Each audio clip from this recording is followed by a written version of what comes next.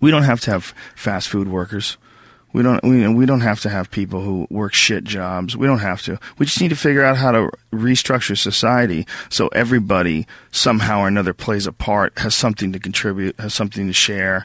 I mean, that's what a real society is supposed to be like. I give you some coconuts, you give me some fish. You know, we make a deal, and you do it back and forth and left and right. And when there's nothing to contribute, then you start looking, the president needs to give us jobs. We need jobs. So instead of something to contribute, you just find something to do with your time.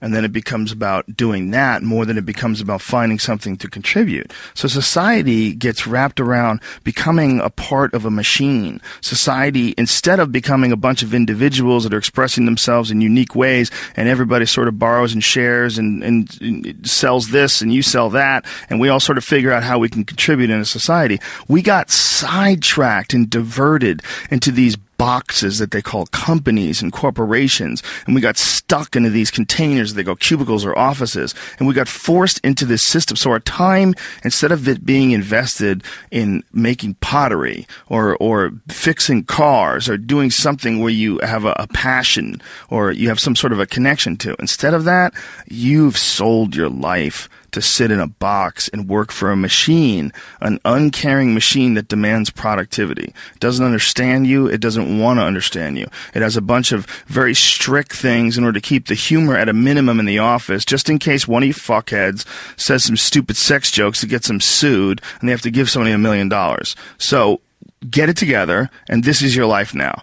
No natural behavior. Everybody's wearing clothes they don't want to wear. Everybody's showing up and doing something they don't want to do. They have no connection to. That's the problem with our society. And then what's the reward for all this stuff? Go home, get a big TV. Go home, you're going to get a shiny belt buckle. You're going to get a nice purse. You're going to wear shoes that you couldn't afford last week. You're going to get that dream car. And every week we're chasing down this new object. And every week we're trying to fill this hole in this sad shadow of a life that we've been left with after work.